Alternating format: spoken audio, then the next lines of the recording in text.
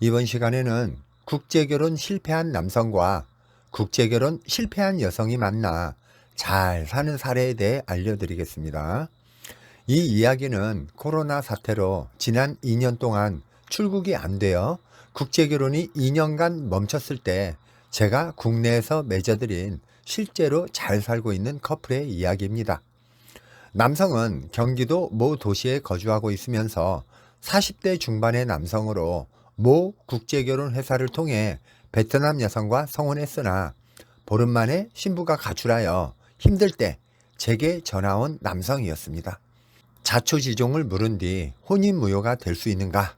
또 변호사 통한 소송 비용과 법무사 통한 소송 비용이 차이가 커서 양쪽을 설명했더니 국제결혼하느라 2천여만 원을 지출한 상태라 힘들다 하여 비용 부담이 적고 실력 있는 괜찮은 법무사를 제가 소개해 주었습니다.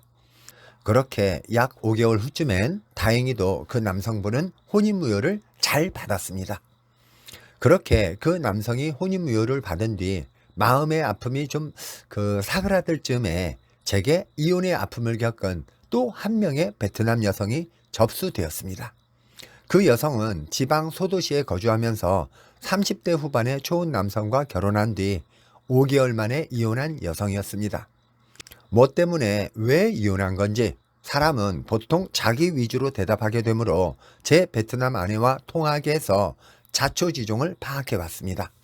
들어보니 이 여성의 30대 후반 남편은 지역 유지로서 부동산이 많고 임대업을 하는 부모님을 둔 사람이었습니다. 자, 여러분, 여기서 궁금한 게 생기지 않나요? 아니, 30대 후반밖에 안 되었고 부모님이 빵빵한 부자인데 국제결혼을 왜 해? 국내 여자도 얼마든지 사귈 수 있는데 이런 생각을 먼저 하실 겁니다. 겉으로 보이는 단순한 재산과 나이를 생각하면 그렇게 생각하겠지만 속을 더 들여다보면 다른 문제가 있기 때문입니다. 재력을 가진 부모님은 일단 자존심과 자부심이 큰 경우가 많고 또 며느리 입장에서 볼 때 시부모가 드세서 아들과 결혼했을 시에 모든 일거수일투족을 마네킹처럼 조종당할 수 있기 때문에 그게 피곤하고 감당 안 되어 국내 여성들이 안 붙는 경우가 많습니다. 또 부자 부모님을 둔 자녀의 경우 부모님의 경제력에 의존하거나 차후에 상속을 받기 위해 부인 입장보다 무조건 부모님 입장에 따르는 마마보이가 상당히 많습니다. 또 부모 입장에선 강하고 씀씀이가 큰 며느리가 들어왔을 시에 아들과 며느리 컨트롤이 안 되어 스트레스 받을까봐 걱정도 되고 또 수년간 애 낳고 살다가 이혼이라도 하면 재산분할과 위자료 문제, 손자 양육권 다툼이 생길까봐 차라리 일찌감치 외국 며느리로 시선을 돌리는 경우가 종종 있습니다. 자, 이제 이해가 가셨다면 본론으로 돌아와 이야기를 계속하겠습니다. 그 30대 후반의 재력가 집안 남성과 결혼한 베트남 여성은 처음엔 부잣집 남자 만나 좋아했지만 한두 달 살다 보니 대화는 잘 안 되어도 눈치로 이건 딱 부모님이 준 그 리모트 컨트롤에 움직이는 마네킹 같은 남편이 점점 싫어졌던 겁니다.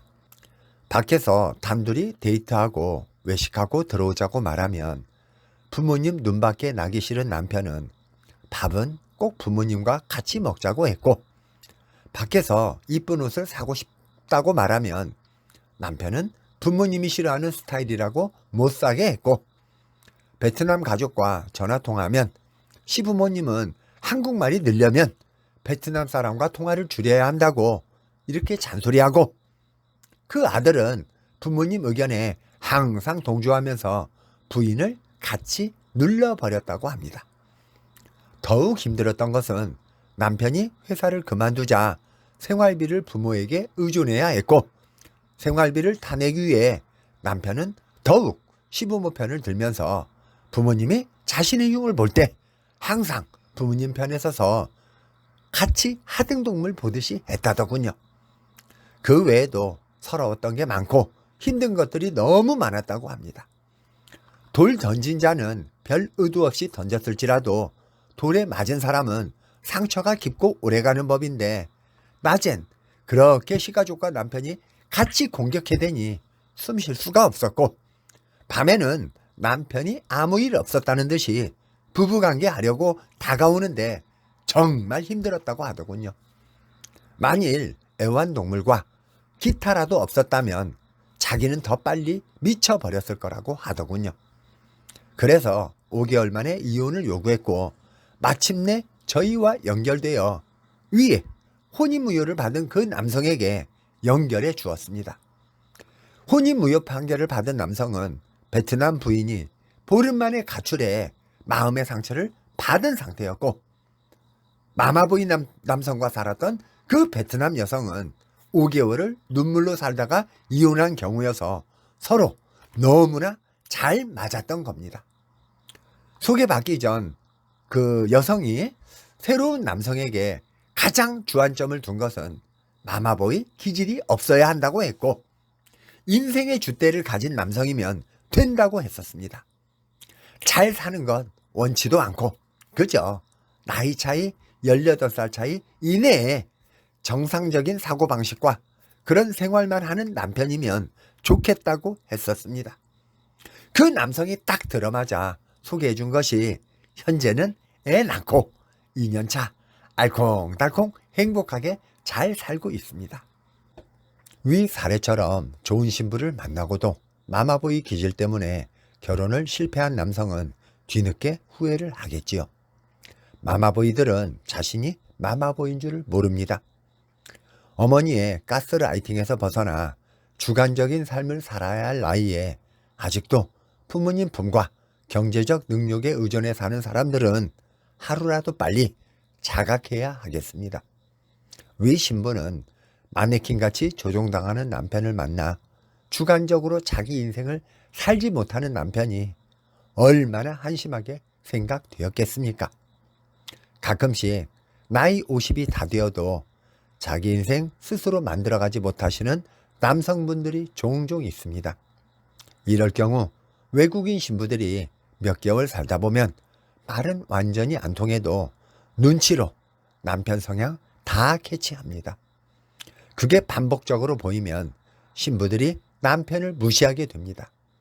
그런 점이 있는 분들은 지금 바로 바꾸셨으면 합니다. 여기까지 서로 국제결혼으로 마음의 상처를 받은 두 남녀가 우여곡절 끝에 만나 새로운 사랑을 갖게 된 경위를 말씀드렸습니다. 우로 가든 좌로 가든 부디 행복하시기를 바라면서 저도 다음 시간에도 좋은 컨텐츠로 또 찾아뵙겠습니다.